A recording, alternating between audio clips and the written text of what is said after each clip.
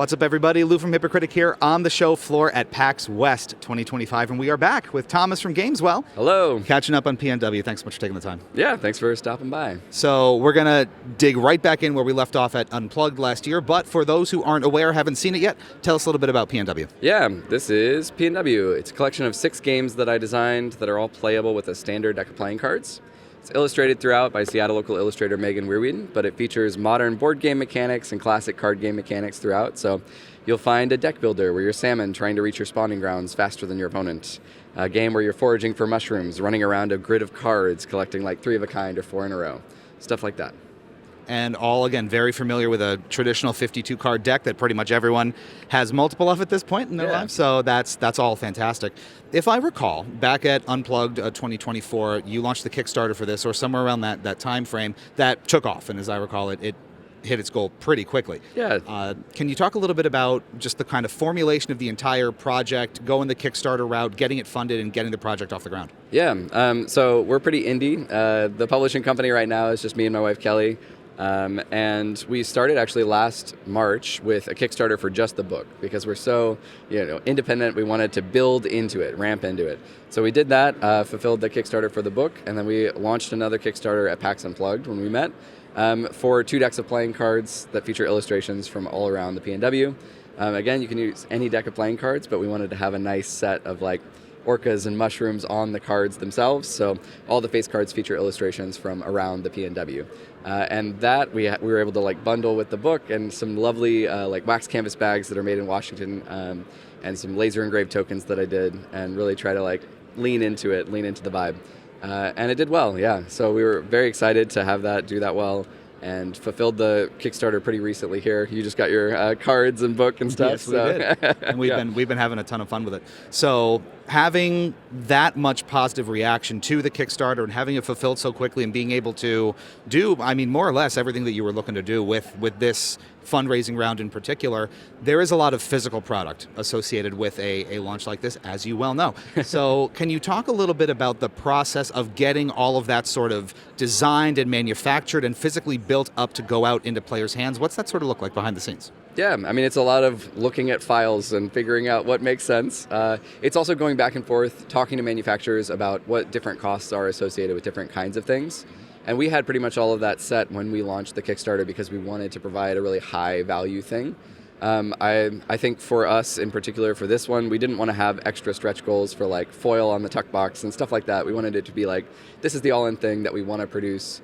Here's what it will take for us. We're willing to chip in a little bit of our own money if we need to. And then I think it resonated with folks. So that was great. We went back and forth with US playing card companies who we went with on the playing cards. They make Bicycle and B and other playing cards. So we didn't want them to be those tourist trap cards that split after 3 times you shuffle them. So that's the hope there. But there is some back and forth involved with the manufacturing as well. So the evergreen cards, for instance, we had to get them reprinted. The quality control team at US Playing Card Company caught something at the end that was a color variation across the sheet of cards. They shipped us a sample and they ended up reprinting them, which is lovely. For us, we were able to, get a product that we were proud of and that they were proud of. And it was a little bit of a delay on the Kickstarter, but we're all learning as we go, So it's like build the files, try to prep everything as best you can, and then kind of weather the storm in terms of like things will happen in terms of the production timeline. So try to simplify in terms of it's a deck of cards in a book versus a large board game with tons of components, especially for us, like as indie as we are. So simple, but still there are things that happen along the way and lots of product, as you say, to deal with in that regard. And weathering the storm, like you said, I think an apt way to put it, but worth it to get the quality bar where you obviously wanted it to be with this. And I think it shows in the final product that people can now get themselves, which we will get into. Now, in terms of physically getting it to players as well, obviously, there's a major logistics component of not just making the things, but then making sure that people can get their hands on it. Can you talk a little bit about, again, being the sort of indie setup that it is, the process of actually shipping and trying to package and get everything out to players so that they can play the game themselves? Yeah, so the process for us, we ended up going through, we use Shopify as our like web store and all that. And so to translate it from Kickstarter will give you like an export of that kind of thing. I have some experience with software, so I was able to write scripts that basically send people an email. And it has a link to your web rewards, and you can add stuff on in our web shop. for instance. So I set that whole flow up, and we sent out emails, but it's always a challenge when to try to get everyone and make sure emails go out to everyone and make sure that it doesn't end up in spam or promotional tabs. So we're still working through some folks, like getting the Kickstarter to them, but we're doing all the fulfillment ourselves too. So we have that set up and are packing things up, and even my wife and I went on a road trip through the PNW, so we just loaded stuff up into the trunk of the Camry and went with it. We have inventory, and we're shipping stuff out along the way. So wow, that's dedication. Yeah, right there. It's in the trunk and it's going around with them. That's fantastic. But the game is out, and players can finally get their hands on and experience all these different variations on, again, the 52 card deck that you've created here. There was a launch party recently for it to kind of celebrate getting it out into players' hands and being done with what I know was quite the road for both of you. Can you talk a little bit about not just the launch events themselves, but how it feels personally to have something that you've been so close to for so long finally out there in the world? Yeah, it feels great, honestly. With the delay from the cards that I was talking about, I was a little, stressed about just getting it to backers, making sure that everybody was happy with the final result, and try to do it in a timely manner. But it was lovely to have the launch party. We did it at a local brewery that's all ages, pet friendly, so people were able to bring dogs, and we had a good crew of folks out there just playing games, people teaching each other the games, which I love. That's the best part about it, is seeing other people play the games and do that. We've actually had a couple folks at PAX who were at the launch party stop by and just say hi again, or even pick up a deck of cards for oh yeah, my aunt would love this too, so I'll grab another one, that kind of thing. So yeah, it was lovely. That's awesome. Yeah.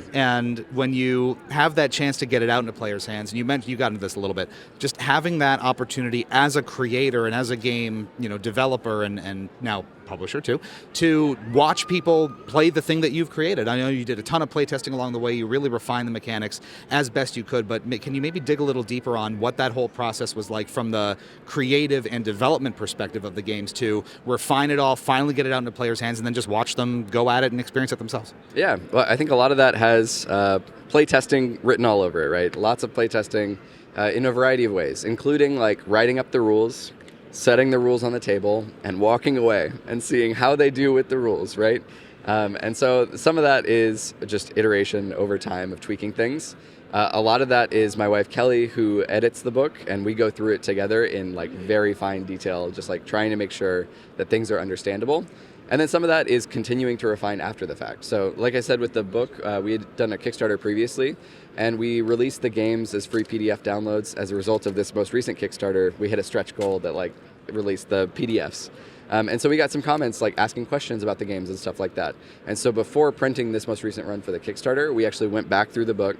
We made rules tweaks and edits on just making sure there were clarifications to things that came out. So even after the first publication of the book, we're still we want to make sure that it's high quality, and we want to make sure that people understand it. So continuing to go back through, I think it's always going to be an iteration thing. Right. There is it's done and it's good enough and most people can be able to understand it, but there's always going to be people with questions, and we want to be able to make it the best we can over time. Quality bar. That's what it's all about here. Absolutely. So now it is out in players' hands, and it's obviously available, but you're not quite done yet, are you? Could you mind giving us a little sneak peek of what else is coming? Yeah, it's hiding under this book here. So this is an advanced chapter of our next book. So my wife Kelly and I met in San Antonio, Texas, in high school, actually. So we're going to do a little Texas-themed book of games, still nature-focused. So this one here is Prickly Pear. You play as a cactus wren building a nest inside a prickly pear cactus. So it's part drafting game where you go out into the forest, or the desert rather, and forage for twigs and worms and stuff like that. And the other half is building your nest. So there's a restrictive puzzle where you're trying to grow your nest over time and feed your hatchlings to get points. And so you'll find stuff like this. There's an armadillo game where you push your luck, where there's a coyote token moving around the board. There's a constellation building game called The Stars at Night, and a few more. So we've got another project in the works. We would love to continue building back into the communities that kind of made us, that shaped us. So for example, the illustrator for the PNW book is a Seattle local. We're working with a Texas local illustrator for the Texas project, and we really want that to be part of the ethos. Build back into the communities, work with local retailers in each portion. And yeah, we're excited about it. That all sounds wonderful. Very, very exciting. So for PNW then, again, out now, if players want to get their hands on it themselves, where can they go? Yeah, you can find it at gameswell.shop. We'll also be at a bunch of conventions through the fall. You can find us at Rose City Comic Con, Game Market West, and PAX Unplugged later this year. Fantastic. Awesome. Thomas, thank you so much for the time. Always appreciate it. Thanks, Lou.